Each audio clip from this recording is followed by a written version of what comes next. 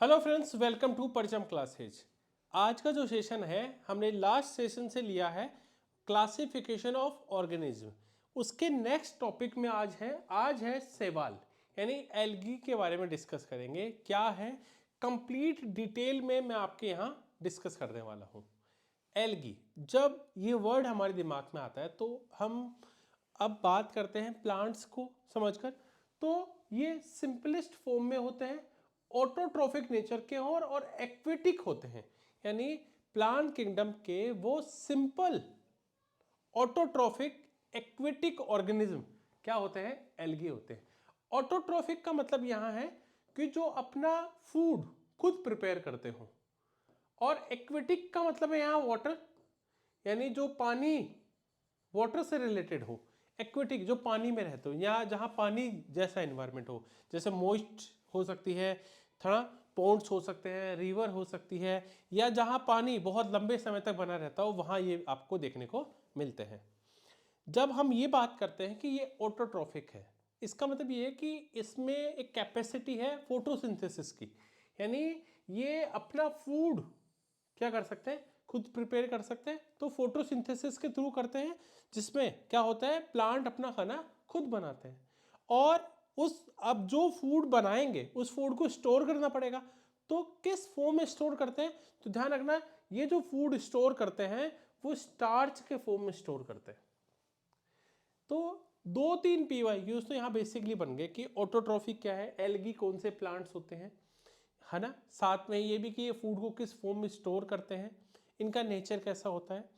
और दूसरे इंपॉर्टेंट कि जो एल्गी होते हैं वो कैसे होते हैं, यूनिसेलुलर होते हैं या मल्टी सेलुलर, ये दोनों टाइप्स के देखने को मिलते हैं। यानी इनकी जो बॉडी होती है इन ऑर्गेनिज्म की, वो सिंगल सेल से भी मिलकर बनी होती है या एक से ज़्यादा सेल से भी मिलकर बने हो सकते हैं। तो यहाँ यूनिसेलुलर और मल्टी सेलुलर दोनों यहाँ पर आपको देखने को मिलते हैं। अगर मैं बात करूँ यहाँ सेकेंड चीज़ की कि ये होते कहाँ हैं, इनकी प्रेजेंस की बात करूँ, तो ज़्यादातर ये होते हैं मॉइस्ट प्लेस में, ठीक है, मड में, कीचड़ में होते हैं, फ्रेश वाटर में, बिल्कुल जहाँ फ्रेश वाटर है वहाँ होगा, या एवरेज वार्म वाटर जहाँ होता है वहाँ भी देखने को मिलते हैं, पोन्ड्स में देखने को मिलते हैं, लेक में देखने को मिलते हैं, रिवर में मिलते हैं, ठीक है। तो जहाँ भी आपको समझ में आ रहा है वाटर है वहाँ पर इनकी प्रेजेंस इनको देखने को मिलता है।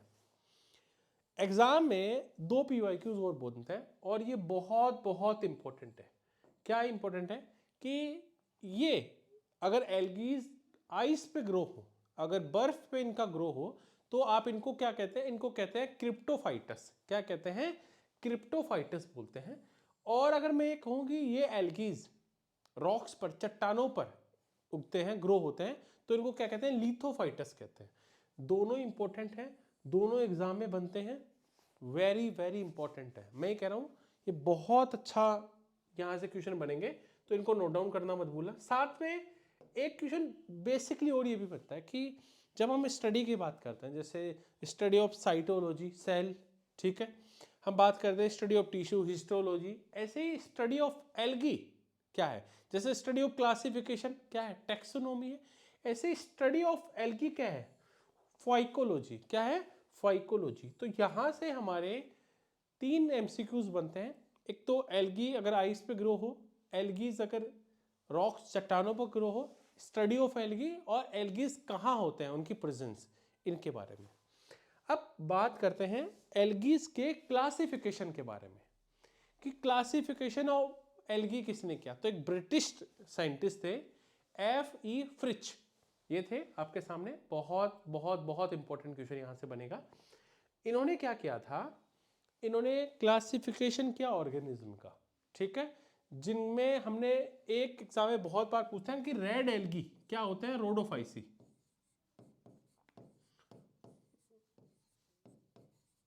रोडोफाइटा, रोडो, यहाँ आप इसको ले सकते हैं रेड कलर से, ठीक है। तो रेड जो कलर के एल्गीज होते हैं रोडोफाइसी है, ठीक है।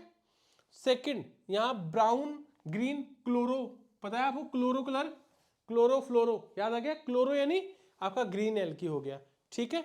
ऐसे ब्लू ग्रीन एल्गी साइनोफाइटा, ठीक है। तो ऐसे 3-4 क्लासिफिकेशन हमने देखे जो एग्जाम में हमारे कनेक्शन में आते हैं। क्लासिफिकेशन ऑफ ऑर्गेनिज्म से रिलेटेड बहुत क्वेश्चन पूछते हैं। एक्चुअल में क्लासिफिकेशन ऑफ जब पढ़ते हैं एल्गी, उसके बाद एक पार्ट और बनता है कि इनका इकोनॉमिक बेनिफिट क्या है, इंपॉर्टेंस क्या है, कि ये हमारी लाइफ में इकोनॉमी में क्या रोल करते हैं, इंडस्ट्री में क्या इनका यूज होता है, एग्रीकल्चर में इनका यूज क्या है, मेडिसिन में इनका यूज क्या है, साथ में इनके डीमेरिट्स, इनके हार्म क्या है, क्या नुकसान है एल्गी से, इससे रिलेटेड एग्जाम में क्वेश्चन पूछते हैं।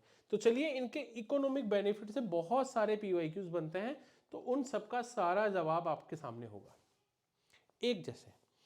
एक्चुअल में जब एल्गी है, एल्गी का मतलब है कार्बोहाइड्रेट्स, इनऑर्गेनिक सब्सटेंस, विटामिन जैसे ए सी डी ई, ये सब एल्गी में बहुत प्रचुर मात्रा में होते हैं, है ना, बहुत ज़्यादा। क्या क्या होता है, कार्बोहाइड्रेट्स होता है, इनऑर्गेनिक सब्सटेंस होते हैं, विटामिन होता है, ए सी डी ई होता है, ठीक है, ये होते हैं। इनकी जो है ना अबेंडेंस बहुत ज़्यादा एल्गी में होती है। साथ में एक क्वेश्चन ये भी पूछा गया था कि जापान में जो जापानीज होते हैं, तो जापान में एक पोरफाइरा और एक अल्वा, दो तरह के एल्गीज होते हैं, उनको फूड में यूज करते हैं। तो कोई ये भी पूछ सकता है कि जापान का नाम भी आ सकता है कि जापान में ऐसे कौन कौन से हैं, तो पोरफाइरा, ठीक है, और साथ में अल्वा, इन दो का यूज फूड में करते हैं। हो सकता है जापान में ना भी आए, तो भी ध्यान रखना।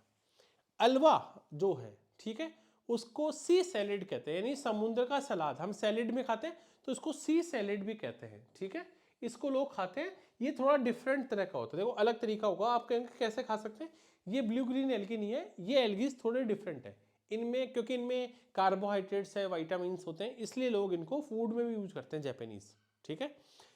अगला हमारा एक इंपॉर्टेंट बनता है रोडोमेनिया पल्मेटा, ठीक है, दो वर्ड्स है, एक तो रोडोमेनिया पल्मेटा।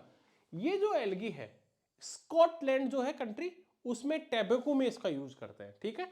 रोडोमेनिया पल्मेंटा इज यूज एज टोबैको, तंबाकू जो होता है टोबैको, स्कॉटलैंड में लोग इसका यूज करते हैं। चाइनीज तो आप जानते हैं सब कुछ खा जाते हैं। नो स्टॉक एक एल्गी है जिसको चाइनीज क्या करते हैं, फूड में यूज करते हैं। Nostoc is major algae consumed in China. और ध्यान रखना, बहुत बहुत बहुत एग्जाम में पूछते भी हैं, पूछा गया है इसलिए याद करना है, और चाइना का है तो वैसे भी याद करना है। साथ में इंडिया में क्या खाते हैं, ठीक है, इंडिया और इंडिया के जो नेबर कंट्रीज हैं, ठीक है, जैसे इंडोनेशिया है, श्रीलंका है, पाकिस्तान है, या और जो नेबर कंट्रीज है, म्यांमार है, अम्बलिकश जो होते हैं, अम्बलिकश जो होता है ये वाला, ये इंडिया और इंडिया के पास खाते हैं, तो यहाँ से भी क्वेश्चन बन सकता है, ध्यान रखना, बहुत बहुत है ना। अम्बलिकश इंडिया और उसके नेबर कंट्रीज फूड के फॉर्म में इसका यूज करता है। ये तो होता है कि फूड में इकोनॉमिक बेनिफिट क्या है, ठीक है। अब हमारा जो नेक्स्ट आता है वो आता है कि इंडस्ट्रियल यूज क्या है एल्गी का। जब हम बात करते हैं एलिजन जो सब्सटेंस होता है, एलिजन जो सब्सटेंस है वो एल्गी से ही मिलता है, तो ध्यान रखना किसकी बात कर रहे हैं, एलिजन की, और एलिजन हमें मिलता है एल्गी से, ठीक है। क्या करता है, जो वोल्केनाइजेशन होता है, जो टाइपराइटर होते हैं टाइप करते हैं, जो रोलर टाइपराइटर में यूज होता है, उसकी जो इंक है वो इसी से ही, वो टाइपराइटर की जो रोलर है ना, उसकी मैन्युफैक्चरिंग इसी से ही होती है ना। जो नो फ्लेमेबल फिल्म्स होती हैं, है ना, नॉन फ्लेमेबल फिल्म्स होती हैं, वो भी इन्हीं से ही बनती है, ठीक है, उनके लिए इसका यूज होता है ना। वोल्केनाइजेशन, टाइपराइटर्स के रोलर्स और अज्वलनशील जो फिल्म होते हैं उनके प्रोडक्शन में, उनके मैन्युफैक्चरिंग में इसका यूज होता है एलिजन, ठीक है। साथ सेकंड जो है बहुत बहुत एक सिंथेटिक वुलन होती है, ठीक है, सिंथेटिक वूल होती है जो जापानीज बनाते हैं, ठीक है, वो कौन से एल्गी से बनती है, सरगासम, ठीक है, सरगासम एक एल्गी है, उसे जापानीज क्या बनाते हैं, एक सिंथेटिक वूल बनाते हैं, ऊन जो होती है सिंथेटिक ऊन, उसका मैन्युफैक्चरिंग क्या करते हैं। तो इंडस्ट्री के रूप में इसका कहाँ का यूज है वो देखते हैं। साथ में एग्जाम में पूछते हैं कि एक है ना कोंड्रस क्रिस्पस, ठीक है, यहां पर कोंड्रस क्रिस्पस जो है ये रहा, ठीक है, कोंड्रस क्रिस्पस एक एल्गी है, उससे कैरोगेनिन सब्सटेंस निकलता है, कौन सा, कैरोगेनिन निकलता है, ठीक है, और वो क्या काम आता है, वो काम आता है कॉस्मेटिक में, जो बूट पॉलिश होती है उसमें काम आता है, ध्यान रखना, कॉस्मेटिक में, शैम्पू में इसका यूज होता है। तो इंडस्ट्रियल स्केल पर अगर मैं बात करूं तो क्रोंडस क्रिस्पस जो है उसका यूज कॉस्मेटिक में होता है, क्योंकि उसमें एक कैरोगेनिन नामक सब्सटेंस निकलता है, उसका यूज हमें शैम्पू, कॉस्मेटिक और अदर जो जैसे शू पॉलिश है उनमें बहुत ज़्यादा देखने को मिलता है। इससे ज़्यादा एक क्वेश्चन ये भी आता है इससे, लेमिनेरिया है ना, फ्यूकस, लेमिनेरिया फ्यूकस जो एल्गी है इनका यूज जो है ना, कौन सा, लेमिनेरिया फ्यूकस नामक जो एल्गी है इनका यूज किस लिए करते हैं, आयोडीन, ब्रोमीन एसिड और एसीटोन ये बनाने में करते हैं। ठीक है, चलिए बहुत बहुत बहुत इंपॉर्टेंट। ठीक है, चलिए एक तो ये बन गया। एक इंपॉर्टेंट एग्जाम में आपने जरूर सुना होगा अगर अगर, अगर अगर जो है ना, जो हमने रोडोफाइट सुना था, रेड एल्गी, उनसे मिलता है ना, अगर अगर जो है वो मिलता है हमें किसे, रेड एल्गी से। और इसका यूज कहाँ होता है, इसका यूज बहुत सारी जगह होता है, जैसे जेली जो खाते हैं उसमें होता है, आइसक्रीम्स में इसका यूज होता है। ठीक है, अगर मैं बात करूँ सिंथेटिक जो फाइबर है उसमें होता है, लेदर है, ठीक है, सौंप, चटनी इनसे बनाई जाती है, इनसे बहुत सारे अगर अगर दिमाग में याद है ना, अगर अगर आता है तो ये इससे बहुत ज़्यादा पूछते हैं कि रेड एल्गी से मिलता है। ठीक है, रेड एल्गी में होता है रोडोफाइसी। ठीक है, जहाँ हम रेड एल्गी का स्टडी करते हैं, ये होता है अगर अगर। देखो तो हमें बहुत सारे इंडस्ट्रियल स्केल पर इनके यूज़ देखने को मिले। अब हम इनके यूज़ देखेंगे एग्रीकल्चर के स्केल पर, एग्रीकल्चर में इनका कहाँ का यूज़ हमें देखने को मिलता है। ठीक है, अब अगर मैं एग्रीकल्चर के सेंस में बात करूं, ठीक है, तो नोस्टॉक और एनाबिना जो एल्गी हैं, दो नाम है, नोस्टॉक और एनाबिना। तो ये क्या करते हैं, हमारी जो एटमॉस्फेयर है ना उसके नाइट्रोजन का फिक्सेशन कर लेते हैं, है ना। तो ये बैक्टीरिया, इसमें बैक्टीरिया भाग लेते हैं, और कुछ एल्गी क्या करते हैं, उनको खाद में, ठीक है, मैन्योर में काम में लेते हैं, जो कि बहुत बहुत इंपॉर्टेंट है, बहुत इंपॉर्टेंट एग्जाम में पूछते हैं, नोस्टॉक और एनाबिना। ठीक है, ये नाइट्रोजन फिक्सेशन में यूज होते हैं। साथ में और क्या पूछ सकते हैं, ब्लू ग्रीन जो एल्गी है, ठीक है, आपको पता है ये नाम आपने जरूर सुना होगा, blue green algae. Blue green algae का यूज कहाँ होता है, जो वेटलैंड्स होती हैं, वेटलैंड्स है ना, उनकी लैंड्स में इनका यूज करते हैं ताकि उनको उपजाऊ बनाया जा सके, है ना, उनकी फर्टाइल किया जा सके, उनको फर्टिलिटी के लिए इसका यूज करते हैं लैंड का। ठीक है, क्या, कौन से, नो स्टॉक, ध्यान रखना। ब्लू ग्रीन एल्गी कुछ ऐसे दिखते हैं आपको, बिल्कुल सर। मेडिकल में कहाँ काम आता है एल्गीज, क्लोरिनिन, ठीक है, एक एंटीबायोटिक्स है जिसका नाम है क्लोरेलिन। ठीक है, ये जो है, ये जो एंटीबायोटिक है क्लोरेलिन, एक एल्गी से मिलती है, और उस एल्गी का नाम क्या है बताइए, क्लोरेलिन और क्लोरेला, दो जो हैं वो एंटीबायोटिक है जो किससे प्राप्त किए जाते हैं, नामक शैवाल से प्राप्त किए जाते हैं ना, क्लोरेलिन। ठीक है, किससे, क्लोरेला से, तब नाम भी उसी से मिला है, क्लोरेलिन एक एंटीबायोटिक है, मिली किससे, क्लोरेला से मिली। ठीक है, ये ग्राम पॉजिटिव और ग्राम नेगेटिव दोनों टाइप के बैक्टीरिया से आपको प्रोटेक्ट करती है। अगर मैं ये बात करूं, एक नाम है कारा और नाइटेला। ठीक है, अगर आप लास्ट में देखोगे कारा और नाइटेला, ये जो मलेरिया है ना उसको ठीक करने में हमारी हेल्प करती है, मलेरिया के उन्मूलन में हमारी हेल्प करती है। तो मेडिकल स्केल पर इसका कहाँ का यूज है। अब ये तो थे सारे बेनिफिट्स, अब ये हमें इसके नुकसान भी तो है, क्या क्या नुकसान है। अब सबसे बड़ा नुकसान तो एक ही है, अगर जहाँ पर एल्गीज होंगे, आप पानी में जाओगे, फिसलने का डर, हाथ पैर टूटने का डर लगा रहता है, तो फिसलन बहुत इंपॉर्टेंट, एक तो यही सबसे बड़ा है। ठीक है, एक सेफेलुरास एक है एल्गी, सेफेलुरास एल्गी है, ये जो रेड रस्ट होता है डिजीज, किस में होता है रेड रस्ट डिजीज, टी में। तो प्लांट्स में जो टी है उसमें, है ना, सेफेलुरास जो है वो क्या करता है, चाय में जो टी है उनमें रेड रस्ट के लिए रिस्पॉन्सिबल है। ठीक है, थर्ड और इंपॉर्टेंट, जो सेवाल एल्गल ब्यूमा और सेवाल प्रफोटा, है ना, प्रस्फोटा और एल्गल ब्लूम, ध्यान रखना, ब्लूम और प्रस्फोटा दो ध्यान रखना, ये इंक्रीज करते हैं, इनसे वाटर का पोल्यूशन इंक्रीज होता है। अब ऐसे हो जाएगा तो सही से बताओ, अगर ऐसे रहेगा तो जो पानी के अंदर जो जीव है अंदर, ठीक है, जो मछलियां हैं उनका तो जीवन खतरे में आ जाएगा ना, उनको अच्छे से ऑक्सीजन नहीं मिलेगी, अच्छे से उनको न्यूट्रिशन नहीं मिल पाएंगे, है ना, और एक लेयर बन जाती है, तो नुकसान ही है, तो इसके हाथ में है। तो अभी हमने देखा कि कैसे एल्गीज का क्लासिफिकेशन हमने देखा, शुरू किया कि एल्गी क्या है, एल्गीज के बारे में बेसिक इन्फॉर्मेशन बात की।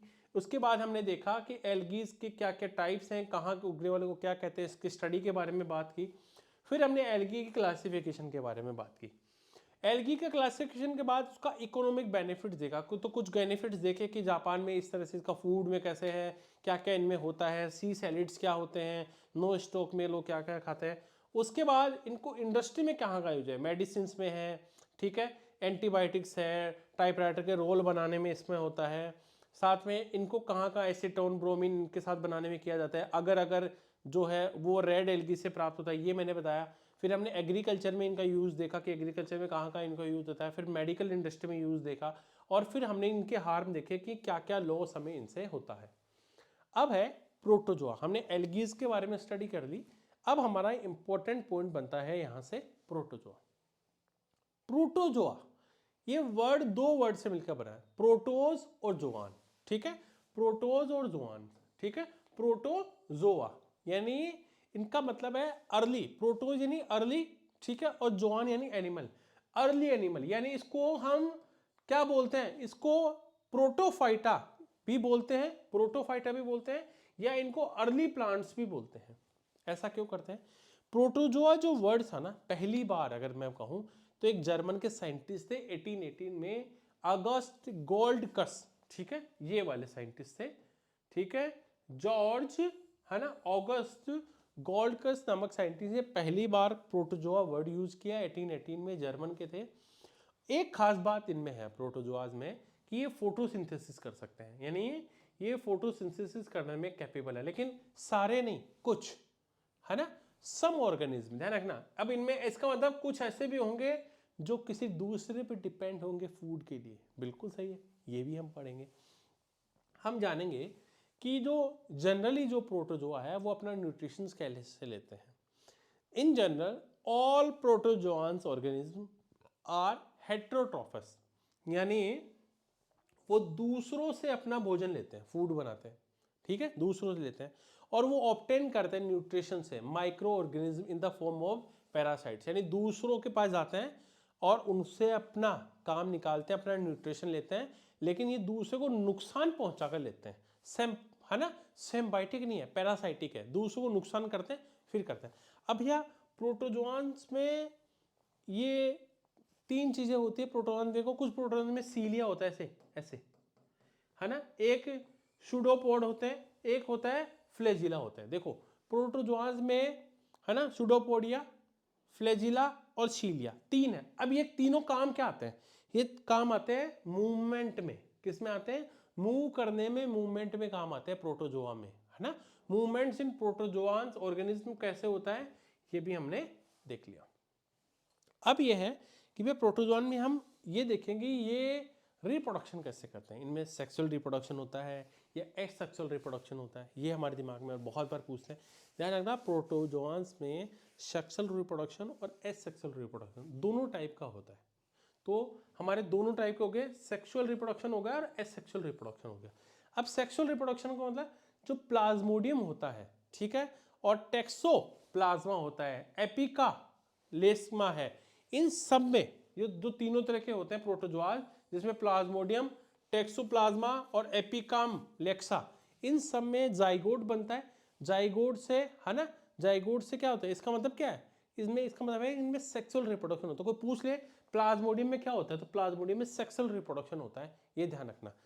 अगर मैं ये बोलूं कि प्रोटोआज में एसेक्सुअल रिप्रोडक्शन भी होता है, लेकिन वो कैसे होता है, जैसे बाइनरी फ्यूजन के द्वारा होता है, मल्टीपल फ्यूजन के द्वारा होता है, ठीक है, बडिंग के द्वारा, इन सब के द्वारा इनमें एसेक्सुअल रिप्रोडक्शन होता है, जैसे अमीबा में होता है।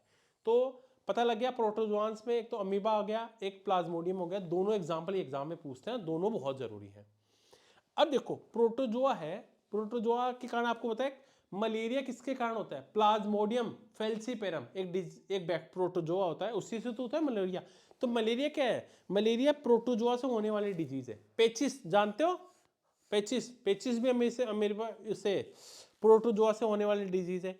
काला आजार, ब्लैक फीवर के बारे में सुने, ब्लैक फीवर, है ना, ये भी किससे होने वाला है, प्रोटोजोआ से होने वाला डिजीज है। लिस्मोनिया डोनोवानी, याद है उस प्रोटोजोआ का नाम, मैंने बताया था थोड़े दिन पहले ह्यूमन डिजीज में लिस्मोनिया डोनोवानी, उसमें क्या था, ब्लैक फीवर के लिए। ठीक है, ये तो हो गया हमें प्रोटोजोआंस के कारण। अगर मैं बात करूं बैक्टीरिया के बारे में, बैक्टीरिया की डिस्कवरी की जब बात आती है तो एंटोनियो ल्यूवेनहॉक को क्रेडिट देते हैं। 1776 में एंटोनियो ल्यूवेनहॉक ने बैक्टीरिया की डिस्कवरी की और इसलिए इनको फादर ऑफ बैक्टीरिया भी बोलते हैं। और जो बैक्टीरिया है वो प्रोकैरियोटिक ऑर्गेनिज्म है, यानी उनको हम मोनेरा किंगडम में रखते हैं और बैक्टीरिया की स्टडी को बैक्टीरियोलॉजी कहते हैं। अब एक छोटा सा पॉइंट फ्रेगमेंटेशन आता है, बहुत इंपॉर्टेंट, और बहुत बार टर्म ये यूज होती है, तो इस टर्म को अच्छे से क्लियर भी करेंगे। देखो, ब्रेक डाउन करना जो ऑर्गेनिक मैटर होते हैं, जैसे जैसे कार्बोहाइड्रेट्स है, उनका कार्बोहाइड्रेट्स का ब्रेक डाउन करना किसके द्वारा, बैक्टीरिया के द्वारा या यीस्ट के द्वारा, लेकिन एब्सेंस होने चाहिए ऑक्सीजन की, यानी ऑक्सीजन की एब्सेंस में बैक्टीरिया और यीस्ट ब्रेक डाउन करते हैं ऑर्गेनिक मैटर का, उसको फ्रेगमेंटेशन कहते हैं। ठीक है, किण्वन बोलते हैं। यहां पर मैंने बिल्कुल समझा दिया। अब अगर मैं बोलूं टाइप्स, तो देखो ये टाइप कैसे डिवाइड किया है, जिसकी जिसकी जैसे शेप है, वैसे जैसे विब्रियो शेप है, जैसे कोमा शेप बोलते हैं इसको विब्रियो, तो एक कोमा की तरह लग रही है, ऐसे लगती है ऐसे, तो कोमा शेप है इसलिए इसको कोमा शेप विब्रियो बोलते हैं। स्पाइरेला, स्पाइरेला के शेप का है इसलिए इसको स्पाइरेला कहते हैं, क्योंकि स्पाइरल की शेप में है ना। बेसिली यानी ये रोड शेप का है, देखो रोड शेप का ऐसे, है ना। कोकी, इसको क्या है, ये राउंड शेप का, तो इनकी शेप के बेसिस पे, है ना, इनकी शेप के बेसिस से इनको डिवाइड किया गया है। ये है देखो बैक्टीरिया की एनाटॉमी। बैक्टीरिया में अंदर क्या होता है, डीएनए होता है, तो डीएनए हो गया। ये सेल की मेम्ब्रेन्स होगी, ठीक है। ये फ्लैजिलम है, आपको पता है, पता लग गया। राइबोसोम्स होते हैं, 70s 80s राइबोसोम्स आपको बताया था प्रोटीन फैक्ट्रीज के लिए। कैप्सूल इसको बोलते हैं, और ये बाहर वाली सेल वॉल है, ठीक है, सेल वॉल है। अब देखो हमने बैक्टीरिया को किस बेसिस पे डिवाइड करेंगे कि बैक्टीरिया का सही क्लासिफिकेशन बताओ, वो तो शेप के बेसिस पे था। यहाँ जो बेस है वो है कि ये न्यूट्रिशन कैसे लेके, ये खुद बनाते हैं, दूसरों पर डिपेंड होते हैं, खुद बनाते तो कैसे बनाते हैं, दूसरे डिपेंड हो तो कैसे डिपेंड होते हैं। इसलिए हम बैक्टीरिया को दो टाइप्स में डिवाइड करते हैं, ऑटोट्रॉफिक के और है ना हेटेरोट्रॉफिक, यानी दो क्लासिफिकेशन यहाँ हमारे बन गए। बहुत इंपॉर्टेंट क्लासिफिकेशन यहाँ बनता है। ऑटोट्रोपस यानी एक तो इसमें है फोटोट्रोपस, ठीक है, फोटो ऑटोट्रोपिक, और एक कैमियो। यानी फोटो यानी ये सनलाइट का यूज करते हैं, ये क्या करते हैं, एनर्जी का यूज करके क्या करते हैं, न्यूट्रिशंस बनाते हैं। तो सनलाइट जैसे non sulphur bacteria, green sulphur bacteria, purple sulphur bacteria, यानी लाइट का यूज करके, ठीक है, लाइट का ये नहीं सनलाइट, ठीक है। एक केमियो यानी केमिकल्स का यूज करके, जैसे नाइट्रोमोनास, नाइट्रोबैक्टर, ये केमिकल एनर्जी लेते हैं, वो लाइट एनर्जी देते हैं, ये केमिकल एनर्जी देते हैं, यानी वो अपना फूड खुद बनाते हैं। अब यहाँ है हेट्रोट्रोपस, यानी वो दूसरों पे डिपेंड कैसे हैं, जैसे पैरासाइटिक्स, है ना, वो क्या करते हैं दूसरों पर, ठीक है, दूसरों पर जाते हैं, उनको नुकसान पहुंचाते हैं और अपना खाना बनाते हैं। सिम्बायोटिक, सिम्बायोटिक होता है वो दोनों मिलकर रहते हैं और वो उसको बेनिफिट देता है, वो उसको बेनिफिट देता है, दोनों अपना काम निकालते हैं। स्पोरोफाइटिक क्या होता है, ये डेड बैक्टीरियाज यानी मृत जीवों को खाकर अपना खाना बनाते हैं। इस तरह से इन्होंने अपना क्लासिफिकेशन कर लिया। जैसे लैक्टोबैसिलस, सुडोमोनास आपने देखा होगा, वो क्या करते हैं, वो जैसे कोई सड़ गया, खराब हो गया, मरे हुए जो सब्सटेंस है, ऑर्गेनिक सब्सटेंस, उनका ब्रेक डाउन करते हैं, है ना, जैसे लैक्टोबैसिलस या सुडोमोनास।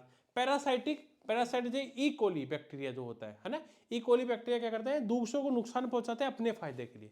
लेकिन सिम्बायोटिक क्या है, सिम्बायोटिक में एक दूसरे का बेनिफिट करते हैं, ठीक है, और अपना जीवन जीते हैं, जैसे राइबोजोबियम, है ना, प्लांट। अब बैक्टीरिया में भी जो प्रोडक्शन होता है, रिप्रोडक्शन, वो किस बेसिस पे है, सेक्सुअल होता है, एसेक्सुअल होता है। तो देखो सेक्सुअल रिप्रोडक्शन जो है वो बाइनरी फ्यूजन के द्वारा होता है, एंडोस्पोर्स के द्वारा होते हैं, है ना, कॉनिटीना या सिस्ट के द्वारा, इनमें क्या होता है, एसेक्सुअल रिप्रोडक्शन होता है। लेकिन सेक्सुअल रिप्रोडक्शन होगा यानी कंजक्शन होगा, ट्रांसफॉर्मेशन होगा, है ना, ट्रांसडक्शन होगा वायरस के थ्रू।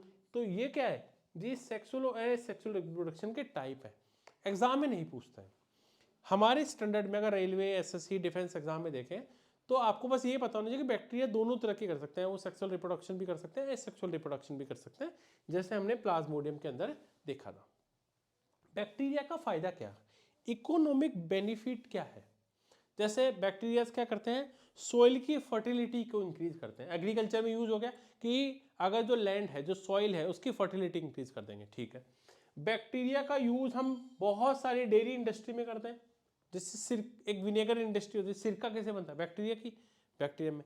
वाइन, आपको पता है वाइन, बियर, ये मैन्युफैक्चरिंग में काम आता है, बैक्टीरिया काम आता है। टैबेको इंडस्ट्री में बैक्टीरिया काम आता है। टी इंडस्ट्री में बैक्टीरिया होता है। तो बैक्टीरिया हमारे लिए बहुत फायदेमंद भी है और बहुत नुकसानदायक भी, बहुत सारी डिजीज भी होती है। और कहाँ कहाँ था, जैसे टी, चाय वाली इंडस्ट्री में बहुत यूज होता है। अगर मैं ये कहूँ कि जो फाइबर्स होते हैं, फाइबर्स, उनमें भी बैक्टीरिया यूज होते हैं। कुछ मेडिकल इंडस्ट्री में भी होता है, ठीक है। एंटीबायोटिक्स बनाते हैं, आपको पता है एंटीबायोटिक्स बैक्टीरिया से बनती है, उसका भी होता है, ठीक है। इसीलिए हम इसका इकोनॉमिक बेनिफिट देखते हैं। लेकिन कोई पूछा आपको डीनाइट्रीफाइंग बैक्टीरिया, यानी ये बैक्टीरिया नुकसान करते हैं। ये क्या करते हैं, जो अमोनिया होती है ना, अमोनिया, जैसे नाइट्रोबैक्टर, राइजोबियम बैक्टीरिया, ये क्या करते हैं, अमोनिया का ऑक्सीडेशन कर देते हैं। अब ऑक्सीडेशन करोगे अमोनिया का, क्या बनेगा, नाइट्रेट बन जाएगा, नाइट्राइट बन जाएगा, और उसमें रिडक्शन हो जाता है, तो क्या बन जाते हैं, नाइट्रोजन गैस बन जाती है। तो अमोनिया को नाइट्रोजन गैस में कन्वर्ट, जबकि काम कैसा होना चाहिए, जो वो डायरेक्ट ले नहीं पाते, तो नाइट्रेट के फॉर्म में लेते हैं। तो ये डीनाइट्रिफिकेशन बैक्टीरिया है, ये उल्टा काम करता है, बेनिफिट्स है ना, लॉस होता है। अब देखो यहाँ कोई पूछे डिजीज बताओ बैक्टीरिया की, हीजा कोलेरा डिजीज है, विब्रियो कोलेरी, है ना, डिप्थीरिया ये डिजीज होती है, लेप्रेसी कुष्ठ रोग होता है, न्यूमोनिया होता है, प्लेग होता है, टाइफाइड होता है, ट्यूबरकुलोसिस होता है, टिटनेस होता है, वूपिंग कफ होती है, ठीक है ना, गोनेरिया होता है। ये सब क्या है, ये सब है बैक्टीरियल डिजीज। आपको पता होना चाहिए कि बैक्टीरिया के डिजीज कौन कौन से हैं। जैसे बैक्टीरिया के जो डिजीज, अगर मैं प्लांट पे कहूँ तो विल्ट डिजीज जो होती है, देखो ऐसे पेड़ ऐसे मुरझा जाते हैं, है ना, लटक जाते हैं, है ना। कैंकर डिजीज देख रहे हो आप, कैंकर डिजीज कैसे डॉट बन जाते हैं, ठीक है। ब्लाइट डिजीज, साथ में है ना, टुंडू डिजीज हो जाती है, फायर ब्लाइट डिजीज हो जाती है। तो प्लांट में बैक्टीरियल डिजीज, हमने ह्यूमन डिजीज के बारे में देखा, जैसे cholera, diphtheria, leprosy, pneumonia, plague, typhoid, tuberculosis, tetanus, whooping cough, है ना, गोनोरिया, इन सब के बारे में, प्लांट के बारे में देखा। एनिमल्स में भी बहुत दिक्कत खड़ी करते हैं। जैसे आप देख रहे हो जो पैरों में, लेग में, तो ब्लैक लेग डिजीज भी बैक्टीरिया के कारण होती है ना। एंथ्रेक्स डिजीज जो होती है, इस तरह के डॉट्स बन जाते हैं देखो शरीर में, वो भी होती है एनिमल्स में। अब हमारा है वायरस। मैं आपसे पूछता हूं, वायरस को क्या 5 किंगडम क्लासिफिकेशन में कहीं जगह दी हमने, नहीं दी ना। 5 किंगडम क्लासिफिकेशन में वायरस के बारे में कोई जगह नहीं है। वायरस, वायरोइड और प्रियोन, एक बहुत बहुत इंपॉर्टेंट, ध्यान रखना 5 किंगडम क्लासिफिकेशन, क्योंकि ये सेल थ्योरी को फॉलो नहीं करते। तो वायरस यानी जिनकी प्रोटीन की कोटिंग होती है और उनमें न्यूक्लिक एसिड होता है, यानी डीएनए या आरएनए। वायरोइड क्या है, इनमें केवल ध्यान रखना ओनली आरएनए होता है, न्यूक्लिक एसिड होता है, उनमें प्रोटीन की कोटिंग नहीं होती ऊपर। प्रियोन, इनमें भी ओनली प्रोटीन होता है, इनमें डीएनए या न्यूक्लिक एसिड नहीं होते, ठीक है। सबसे बड़े होते हैं वायरस, है ना, उसके बाद उससे छोटे होते हैं प्रियोन, और फिर होते हैं वायरोइड। इस तरह से चलता है। अगर मैं कहूं कि वायरस के बारे में अगर मैं बात करूं, तो देखो ये जो कोटिंग कर रहा हूं, ये देखो प्रोटीन, देखो ये वायरस है, ये अंदर है डीएनए आरएनए, एनवॉल्प होता है, ये प्रोटीन की कोटिंग होती है, देखो ये वाली, ठीक है। जो प्रोटीन का जो कवर होता है, एनवॉल्प होता है, किसको बना होता है, लाइपोप्रोटीन का बना होता है, ठीक है, लाइकोप्रोटीन का बना होता है। अब देखो हम जब बात करते हैं कि बैक्टीरिया जो है, जो लिविंग सिम्टम्स क्या है बैक्टीरिया के। अब भैया भैया बैक्टीरिया के, वायरस, सॉरी वायरस आ रहा है दिमाग में, बैक्टीरिया, वायरस, सॉरी, वायरस से आपको पता है अपनी मल्टीपल कॉपी बना लेते हैं, तो मल्टीपल हो जाते हैं, ठीक है। इनमें जेनेटिक मटेरियल डीएनए आरएनए होता है। जैसे कोरोना वायरस क्या था, आरएनए होता है उसमें, वो म्यूटेशन कर सकते हैं, म्यूटेट कर लेते हैं। वो टेम्परेचर, वो रिस्पॉन्ड करते हैं टेम्परेचर के लिए, रिडक्शन के लिए, केमिकल्स के लिए, इन सब के लिए होते हैं। अब आपने एक नाम सुना होगा, बैक्टीरियोफेज, ठीक है। अगर मैं बात करूं बैक्टीरियोफेज, बैक्टीरियोफेज वर्ड जो किसने दिया, डी हेरल्डे ने दिया था, और इसको डिस्कवर किसने किया था, टुवार्ट्स ने किया था। तो दो इंपॉर्टेंट बनते हैं। बैक्टीरियोफेज का ये स्ट्रक्चर आपने जरूर देखा होगा, इसको बैक्टीरियल वायरस भी कहते हैं, ठीक है, क्योंकि ये बैक्टीरियम पर अटैक करते हैं, और इनमें जेनेटिक मटेरियल क्या होता है, डबल स्टैंडर्ड आरएनए होता है, डीएसआरएनए, ठीक है, आरएनए होता है। और इनमें जो एंजाइम होता है वो कौन सा होता है, लाइसोजाइम एंजाइम होता है। और ये बैक्टीरिया फेज की प्रेजेंस के कारण ये कहते हैं कि जो गंगा का पानी बहुत दिनों तक छिड़ता नहीं है ना, यही माइक्रोबैक्टीरिया जो होते हैं, माइक्रोबैक्टीरियोफेज, इन्हीं के कारण नहीं होता है। ठीक है, क्योंकि इसमें दो, एक तो ध्यान रखना जेनेटिक मटेरियल में दो तरह के होते हैं, डबल स्टैंडर्ड डीएनए हो सकता है या सिंगल स्टैंडर्ड आरएनए होता है। ध्यान रखना वायरस में जेनेटिक मटेरियल के रूप में क्या क्या होता है। अब वायरस की तो बहुत सारी डिजीज आपको बताया, जैसे ऑर्थोडॉक्स वायरस हो सकता है, ठीक है, हेपस वायरस हो सकता है, जैसे होता है ना कि भाई लंग्स की रेस्पिरेटरी डिजीज को हो जाती है, काउ पॉक्स जिनको बोलता है, स्मॉल पॉक्स, ये सब क्या है, इसी की डिजीज है। तो इन सब, HIV वायरस के बारे में हम सुनते हैं, है ना, रेट्रो वायरस है HIV। कोल्ड वायरस से हो जाता है, कोल्ड हो जाता है हमें, कोल्ड कई बार होता है। पोलियो एक वायरस से होने वाली डिजीज है, डेंगू वायरस से होने वाली डिजीज है, ममप्स, ठीक है, मेसल्स वायरस से होने वाली डिजीज है, H1N1 वायरस से होने वाली डिजीज है, H5N1 वायरस होने वाली डिजीज है, जिसको स्वाइन फ्लू, ब्लड फ्लू के फॉर्म में जानते हैं। तो ये सारी चीजें हमने आज देखी, एल्गी, प्रोटोजोआ, बैक्टीरिया, वायरस, इन सब के बारे में हमने डिटेल स्टडी की। बहुत अच्छे ग्राफिक्स में हमने 1 घंटे के सेशन को बहुत लिमिटेड 30 से 35 मिनट में कवर कर लिया, क्योंकि बहुत प्रेजेंटेशन बहुत अच्छी थी। ट्राई किया आपको समझाने के लिए, ऐसे ही लेक्चर मैं आपके लिए लाता रहता हूँ। ध्यान रखना हमारी ये जो सीरीज है, ठीक है, इस सीरीज को पूरा देखिए, पूरी बायोलॉजी, फिजिक्स और केमिस्ट्री में कवरेज करने वाला हूँ, तो बिल्कुल मिस मत करना। Thank you everyone, bye bye, take care.